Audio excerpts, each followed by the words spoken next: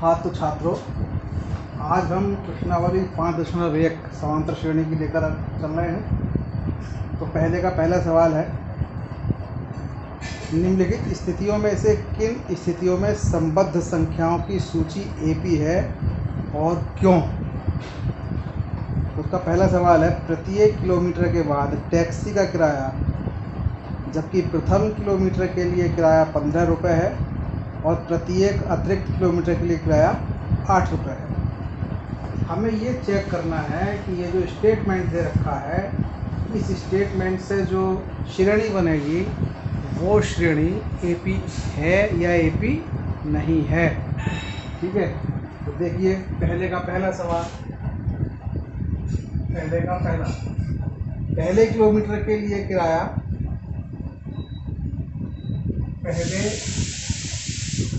Kilometre के लिए किराया ये है आपका 15 रुपये और प्रत्येक अतिरिक्त किलोमीटर के लिए, प्रत्येक अतिरिक्त किलोमीटर के लिए किराया ये 8 रुपये है। ठीक है, देखिए जैसे पहला किलोमीटर है हमारा, पहला किलोमीटर, इसको हम स्टेप फर्स्ट डाल देते हैं। किराया कितना है इसका? 15 रुपये।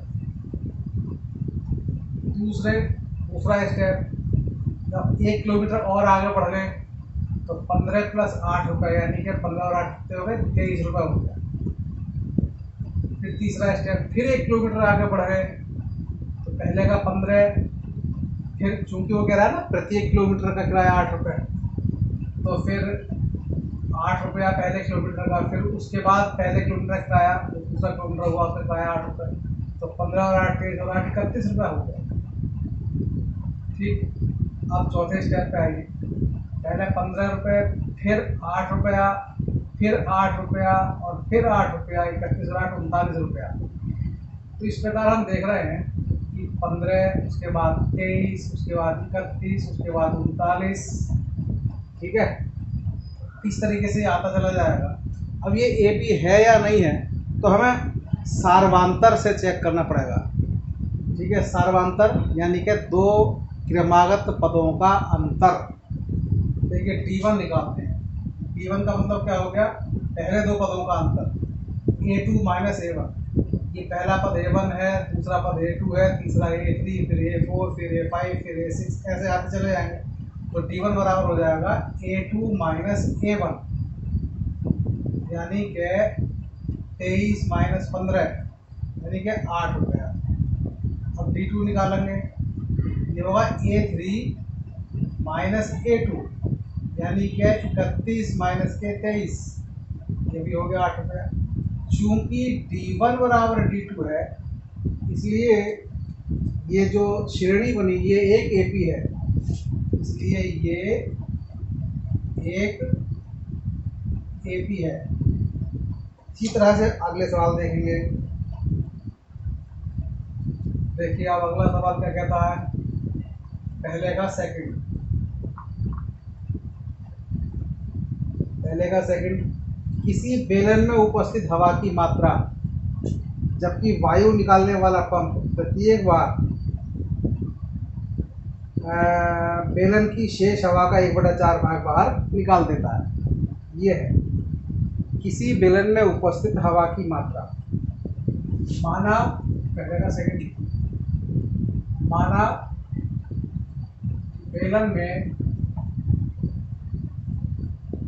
बेलन में उपस्थित या मौजूद हवा की मात्रा,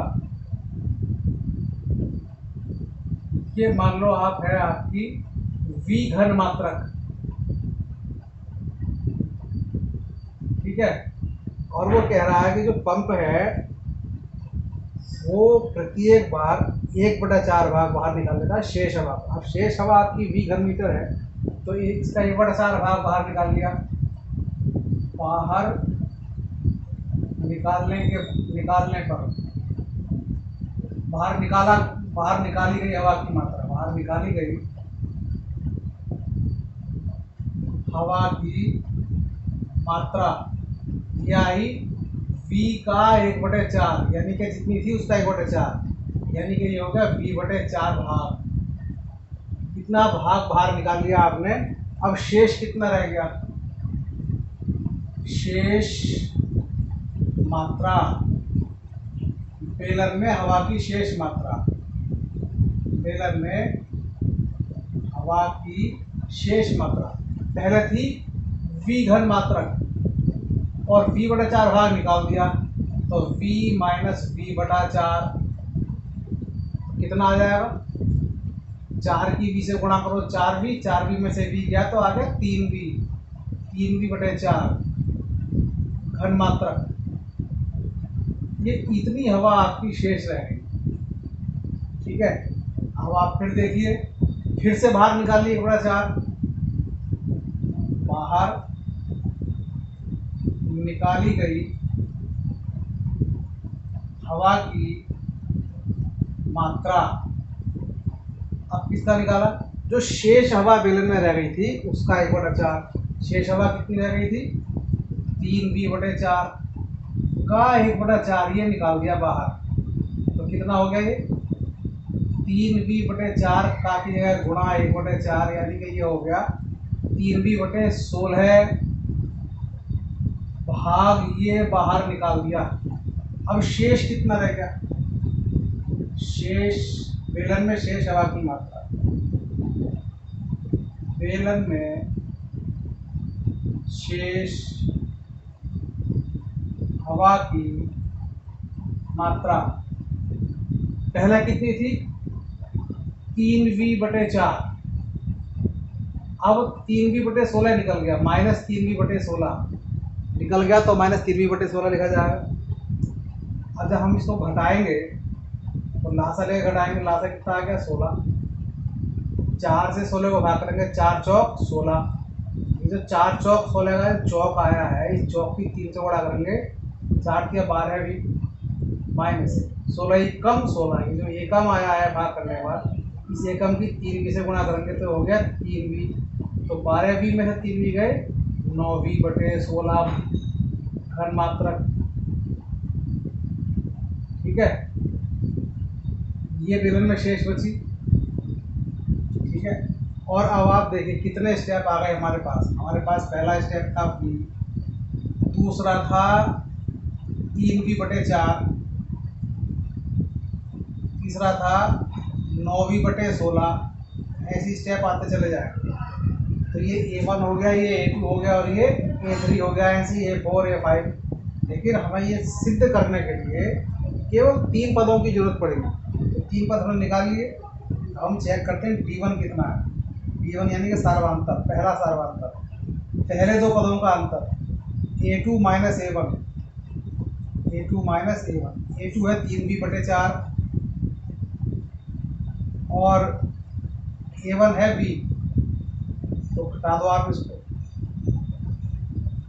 4 की माइनस V से गुणा हो जाएगी, तो माइनस के 4V, माइनस के 4V में से 3V गया तो कितने बचे, माइनस के V,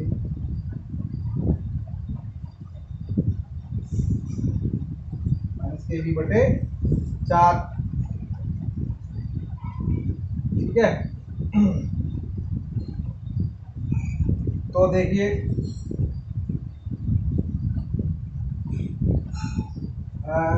ये जो हमने निकाला था शेष हवा की मात्रा 3V/4, 3V/4 में से V गया। ठीक है, तो ये आ गया आपका माइनस के V/4। अब हम निकालेंगे D2, 9V/16 minus 3V/4, 9V/16 minus 3V/4, ये कितना आएगा, ये देखते हैं हम, देखो घटा करके 16 इसका एलसीएम आ गया, 16 एकम 16 है, 1 की 9 से 9V से गुणा हो जाएगी 9V, माइनस 4 चौक 16, कितना आ गया माइनस के 4, माइनस 4 की 3 से गुणा होगी तो ये हो गया 4 के 12V, कितने बचे ये माइनस के 3V/16। तो आप देख रहे हैं D1 और D2 दोनों बराबर नहीं है, चूंकि D1 बराबर नहीं है D2 के, इसलिए ये एक एपी, इसलिए ये एक एपी नहीं है। ठीक है, अब अगले सवाल पे आइए।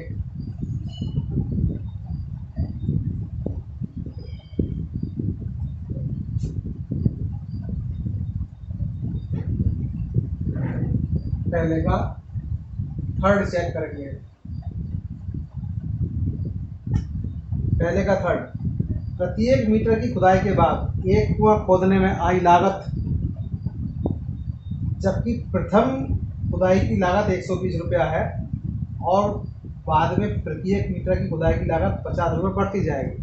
यानी कि कहने का मतलब ये है, जब आप कुआं खोद रहे हैं तो जब आपने पहला मीटर खोदा तो 150 रुपये वो लेगा, उसके बाद जब वो अगला मीटर खोदेगा तो 50 रुपये एक्स्ट्रा लेगा, यानी कि 150 लिए, फिर 200, फिर 250, फिर 300, इस तरीके से।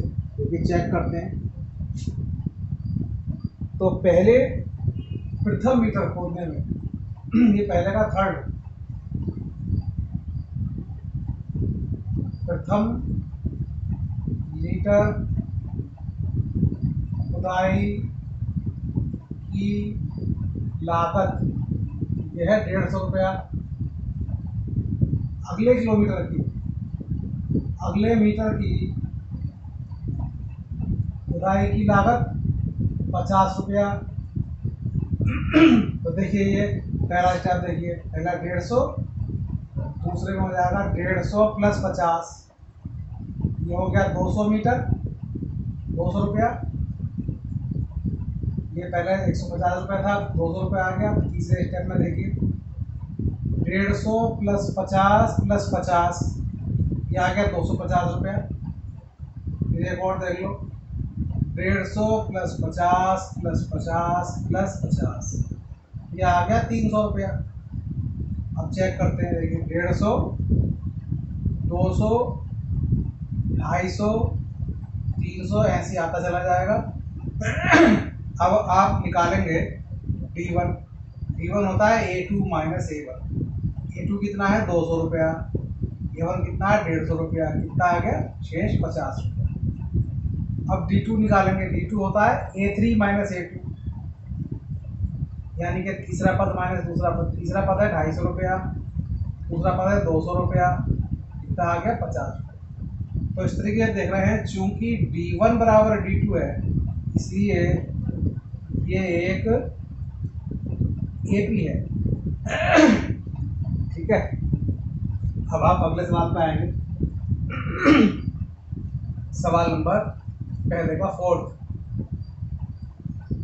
पहले का फोर्थ क्या कहता है भाई, खाते में प्रत्येक वर्ष का मिश्रधन, जबकि 10,000 रुपये की राशि 8% वार्षिक दर से चक्रवर्ती ब्याज पर जमा की जाती है। आपने कक्षा 8 में एक सूत्र पढ़ा है, मिश्रधन बराबर मूलधन और ब्रैकेट 1 प्लस दर बटे 100 सबकी पावर समय। इसको संकेतों में लिखते हैं, ए बराबर P इंटू 1 प्लस R बटे 100 की पावर T। यहाँ पर हमें मिश्रधन निकालना है और मूलधन कितना दे रखा है इसमें, मूलधन यानी कि P दे रखा है 10,000 रुपया, और दर इसको R से दर्शाते हैं, ये देखिए 8% वार्षिक। ठीक है, और समय जो है वो T, यानी कि ये पहले वर्ष के लिए T बराबर 1 वर्ष हो जाएगा, फिर दूसरे वर्ष के लिए T बराबर 2 वर्ष, फिर तीसरे के लिए T बराबर 3 वर्ष, इसी तरह से निकालते चले जाएंगे। ठीक है, अब देखिए पहले वर्ष का मिश्रधन, पहले वर्ष का मिश्रधन, इसको हम A1 से दर्शाएंगे। ठीक है, मूलधन कितना है 10,000 रुपया, 1 प्लस दर कितनी है 8, बटे 100 की पावर समय। समय कितना है हमारे पास? 1 वर्ष। तो देखो ये हो गया 10,000, 100 एकम 100 और 8 हो गए 108 बटे 100 की पावर 1, यानी यही आ जाएगा। ठीक है, अब आप दूसरे वर्ष का मिश्रण निकालेंगे। दूसरे वर्ष का मिश्रण A2 10,000 हो गया 1 प्लस 8 बटे 100 और समय है 2 वर्ष अब की से। ये हो गया 10,000, 100 एकम 100 और 8 108 बटे 100 की पावर 3। ठीक है, तीसरे वर्ष की, दूसरे वर्ष के लिए पावर 2। ठीक है, अब तीसरे वर्ष का निकालेंगे। तीसरे वर्ष का मिश्रण A3 बराबर, ये ठीक है ऐसे आ जाएगा 10,000 और 108 बटे 100 की पावर 3। ऐसे चौथे वर्ष का 10,000 और गुणा 108 बटे 100 की पावर 4। तो आप ये देख रहे हैं कि जो ये AP आ रही है कि नहीं आ रही है। देखिए पहला क्या है, पहला पद 10,000 इंटू 108 बटे 100 की पावर 1। दूसरा पद क्या है, 10,000 इंटू 108 बटे 100 की पावर 2। ठीक है, ऐसे ही तीसरा पद क्या है, 10,000 इंटू 108 बटे 100 की पावर 3। ठीक है, अब आप D1 देखिए। D1 होगा A2 माइनस A1, यानी कि दूसरा पद माइनस पहला पद। ठीक है, दूसरा पद 10,000 और ब्रैकेट में 108 बटे 100 की पावर 2 माइनस 10,000 और ब्रैकेट में 108 बटे 100 की पावर 1। और आप इसमें से 10,000 और ब्रैकेट में 108 बटे 100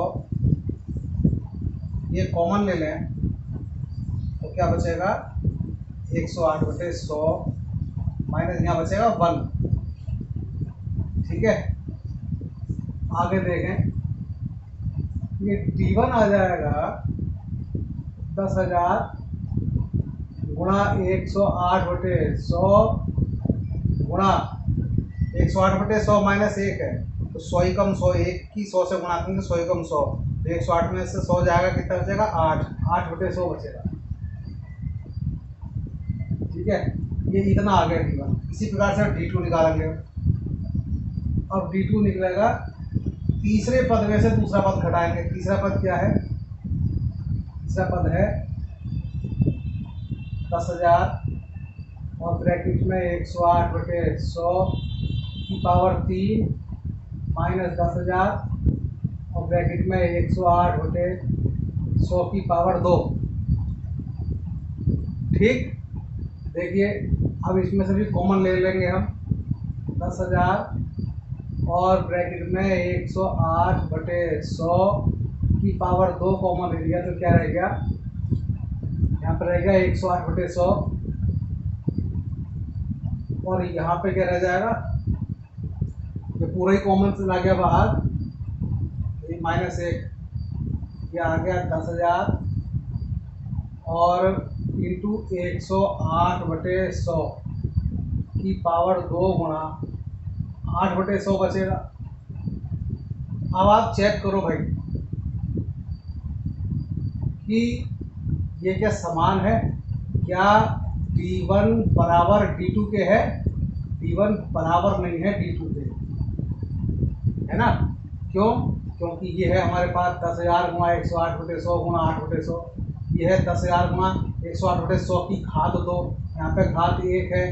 ठीक है, बाकी सब सेम है लेकिन घातों का अंतर है, तो लिहाजा D1 और D2 आपस में बराबर नहीं है, इसलिए ये एक AP नहीं है, इसलिए ये एक AP नहीं है। ठीक, अब आप अगले सवाल पे आए, सवाल नंबर 2। सवाल नंबर 2 क्या कह रहा है अभी देखते हैं।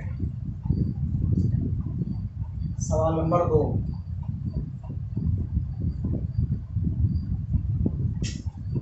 ये है दी हुई एपी के प्रथम 4 पद लिखिए, जबकि प्रथम पद ए और सार्वधातुक डी निम्नलिखित है। दूसरे का पहला देखिए, ए का मान 10 है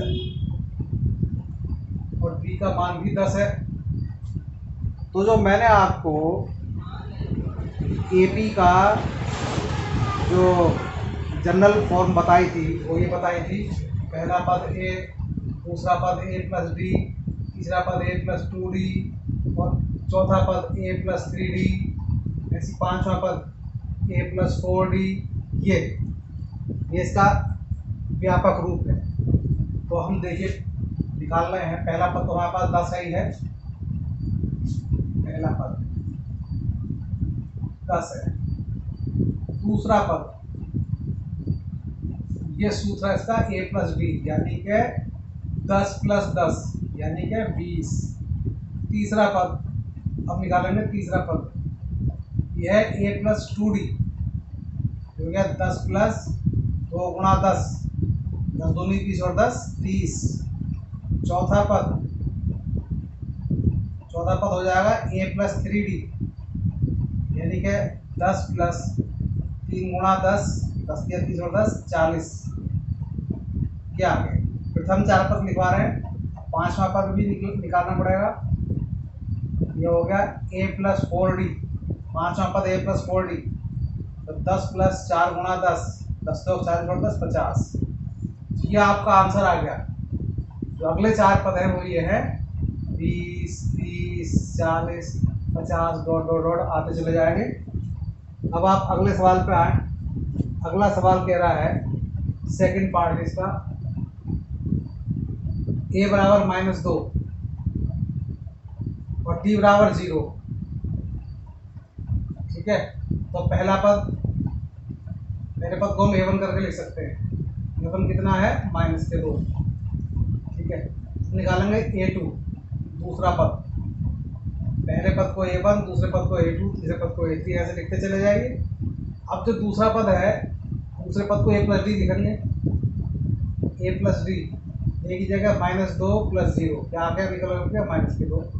अब निकालो आप A3, ए प्लस 3d, ए कितना? -2 प्लस 3 गुणा 0, ये भी हो गया -2। ऐसे ही A4 निकल जाएगा, A4 का मान भी -2 होगा क्योंकि d का मान 0 है। ऐसे ही A5 निकल जाएगा, चूंकि d का मान 0 है इसलिए ये भी -2 होगा। तो जो आपके जो नेक्स्ट 4 पद आए वो आए -2, -2, -2, ये पद आ जाएंगे। ठीक, अगले सवाल पे आइए। इसका थर्ड पार्ट है ए बराबर 4, बी बराबर -3। दूसरे का तीसरा भाग, ए बराबर 4 और डी बराबर -3। ठीक है, A1 का मान, क्योंकि A1 तो पहला पद होता है, ये 4 हो गया। अब निकलेगा A2 क्या होता है? A प्लस डी, ये 4 प्लस और डी की जगह क्या आ जाएगा? -3, तो 4 में से 3 का तो आ गया 1। निकलेगा A3, ये होता है तीसरा पद A प्लस 2d, ए की जगह 4 प्लस 2 और डी की जगह क्या आ गया? -3, 4 2 दिया 6 का है, क्या आ गया? -10, ये बनेगा -2। अब A4, चौथा पद क्या होगा? A प्लस 3d, यानी कि ये हो गया ए की जगह 4 प्लस 3 और डी की जगह -3, 4 -9, कितना आ गया? -5। ठीक है, ऐसी A5 निकालो, A प्लस 4d, ए की जगह कितना आ गया? 4 प्लस 4, डी की जगह -3, हो गया 4 -12, कितना आ गया? ये -8। तो जो आपके पद आए वो क्या है? 4, फिर 1, फिर -2, फिर -5, फिर -8, ऐसे आते चले जाएंगे। अगला पार्ट फोर्थ। अगर कोई पूछे आपसे कि भाई किसी एपी का 8वां पद क्या होगा, तो आप क्या बताओगे? चौथा पद क्या होगा? क्या बताओगे? दूसरा पद क्या होगा, क्या बताओगे? अब देखिए, अगर पहला पद ए है तो दूसरा पद ए प्लस डी है, तीसरा पद ए प्लस 2d है, चौथा पद जो है ए प्लस 3d है, पाँचवा ए प्लस 4d है, छठा ए प्लस 5d, ऐसी 10वां ए प्लस 9d, ऐसी 50वां ए प्लस 49d, ऐसी 60वां ए प्लस 59d, ऐसी 100वां ए प्लस 99d, ऐसी 1000वां ए प्लस 999d। इस बात को आप ध्यान में रखिएगा, ठीक है। सवाल नंबर चौथा पार्ट देखें। ए का मान कितना दे रखा है, -1, और डी का मान कितना दे रखा है, 1/2। डी का मान है 1/2, ठीक है। तो पहला पद जो है वो तो हमारे पास -1 है। अब दूसरा पद निकालेंगे A2। दूसरा पद क्या बताया था, a प्लस डी। ए के स्थान पे क्या रह जाएगा, -1। डी के स्थान पे आधा। तो बताओ, 2 की -1 से गुणा करो, -2 में से प्लस का 1 गया तो क्या हो जाएगा, -1/2। ठीक। अब निकालेंगे हम तीसरा पद। तीसरा पद क्या होगा, a प्लस 2d। ए के स्थान पर -1 प्लस 2 गुणा डी के स्थान पे 1/2। 2 से 2 कैंसिल हो गया, ये हो गया -1 प्लस 1, ये करके कितना आ गया, 0। अब ऐसे निकालेंगे चौथा पद। चौथा पद क्या होगा, a प्लस 3d। ए के स्थान पर -1 प्लस 3d के स्थान पे 1/2, -1 प्लस 3 की 1 से गुणा, 3 कम 3/2, इसे लास्ट से लेके करो, 2 कम 2, -2 से प्लस का 3 जाएगा तो 1/2 बचेगा। ये चौथा पद आ गया। ऐसी पांचवा पद, a प्लस 4d। ए की जगह कितना आएगा, -1 प्लस 4d की जगह कितना आएगा, 1/2। 2 दूनी 4, यह आ गया -1 प्लस 2। तो अभी घटेगा, अलग अलग संख्या घटती है तो 2 में से क्या 1।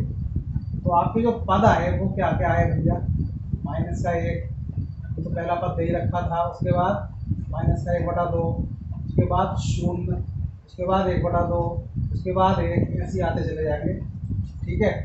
अब आप अगले सवाल पर आइए। अगला सवाल है इसका 5वां पार्ट, ठीक है।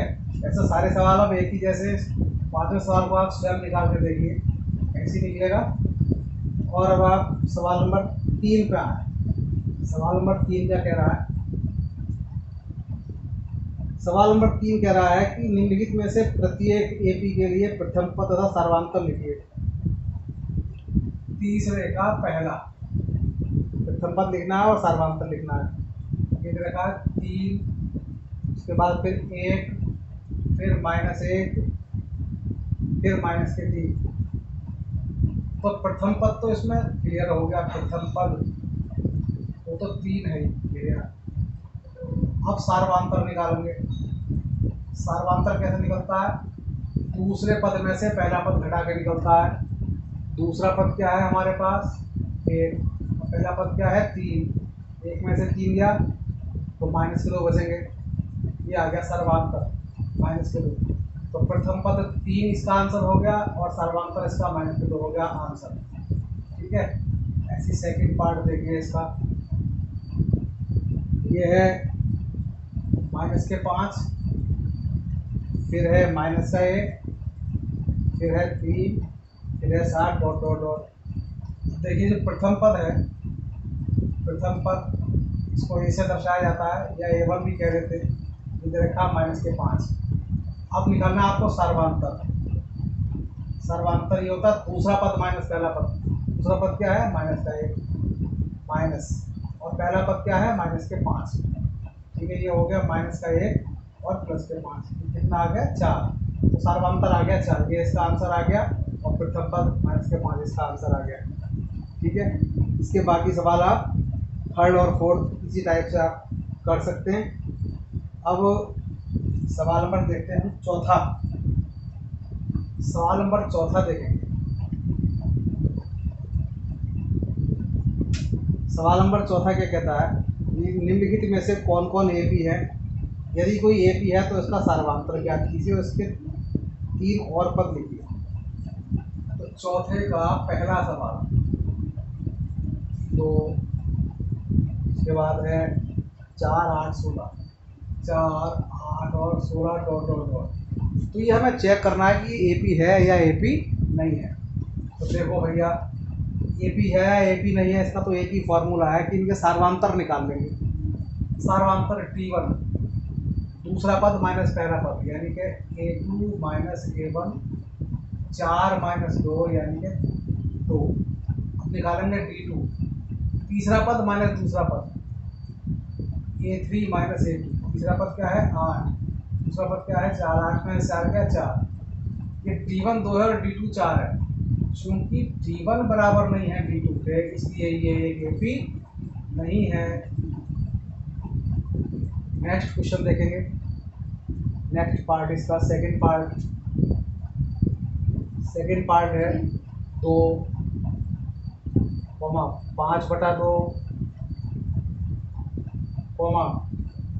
3, 7/2 डॉट डॉट डॉट।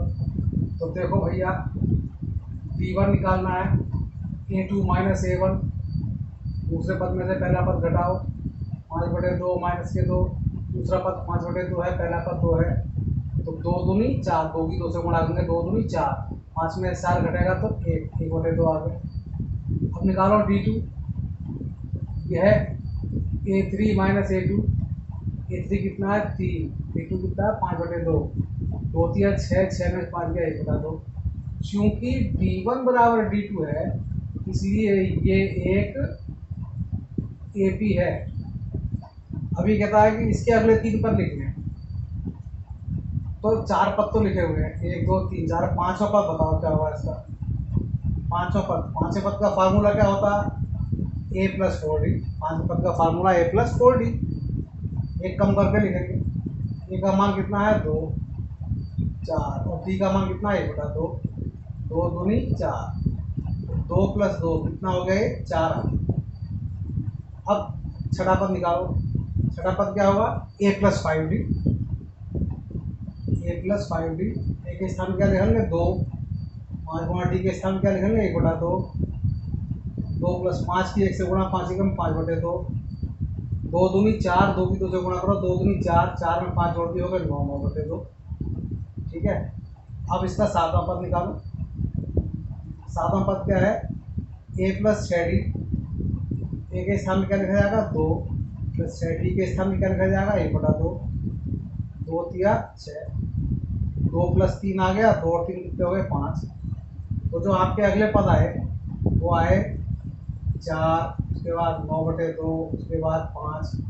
ठीक है, यानी 4 9/2 का मतलब 4.5, फिर 5, फिर 5.5, फिर 6, फिर 6.5। ये ऐसे आते चले जाएंगे। अब अगले सवाल पे आए। अगला पार्ट इसका चौथे का अगला पार्ट, देखिए क्या कहता है।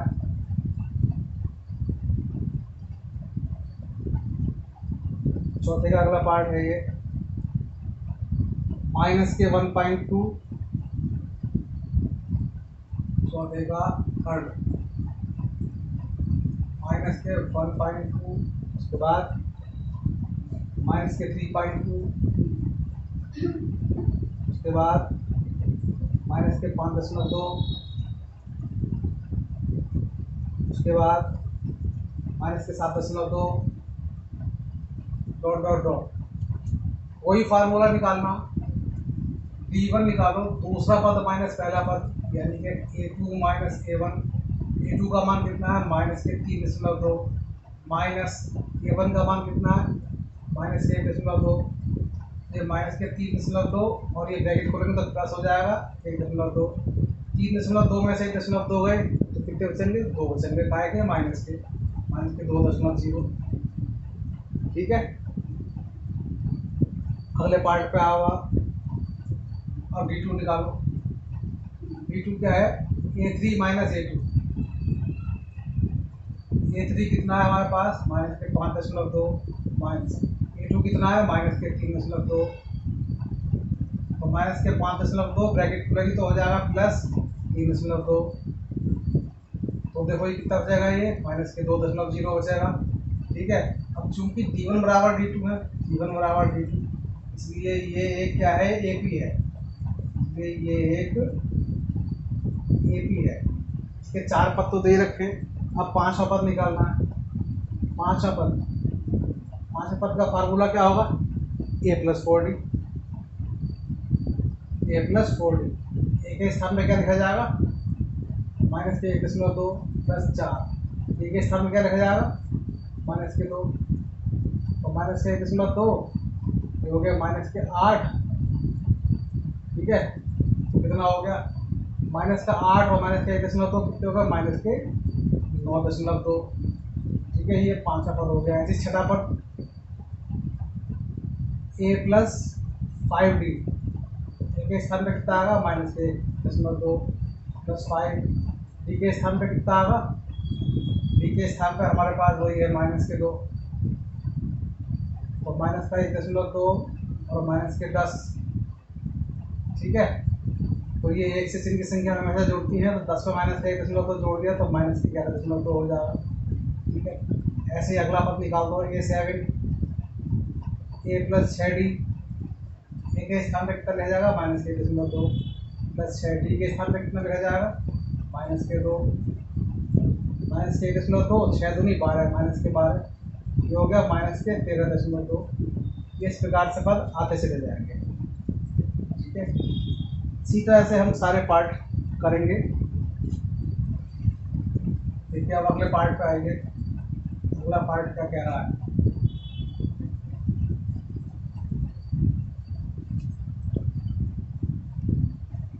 अगला पार्ट कह रहा है, चौथा सवाल है इसका, चौथा पार्ट है।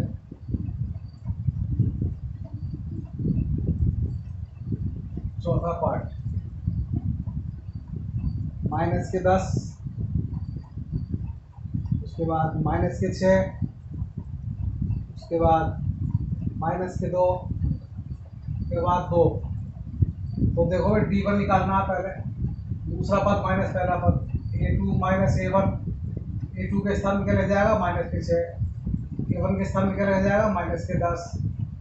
हो गया माइनस के 6 और प्लस के 10 कितना हो जाएगा? प्लस के 4। अब d2 निकालो। a3 माइनस a2 a3 कितना है? माइनस के 2। a2 कितना है? माइनस के 6। माइनस हो गया माइनस के 6 माइनस के 2 प्लस के 6 कितना आ गया? ये 4। क्योंकि प्लस के 6 में से माइनस का 2 घटेगा। अब निकालना आपको पांचवा पद a5। पांचवें पद का फार्मूला a प्लस 4d के स्थान पर माइनस के 10 तो 4d के स्थान पर 4 है और माइनस के 10 प्लस 4 चौक 16। 16 में से माइनस प्लस है कितने बचे? प्लस के 6। a6 निकालना। a6 क्या होगा? छठवा पद a प्लस 5d होगा। ए के स्थान पर माइनस के 10 5, डी के स्थान पर 4। माइनस के 10 प्लस 5 चौक 20। 20 में से माइनस के 10 गए तो 10 बचेंगे। ऐसी a7 सातवां पद a प्लस 6d ए के स्थान पर माइनस के 10 प्लस 6 डी के स्थान पे 10 डी के स्थान पे 4 हो गया माइनस के 10 प्लस 4 से 24। 24 में से 10 एक के बचे 14। तो इस तरह से ये पद आते चले जाएंगे। ठीक है, बाकी सवाल अगले वीडियो में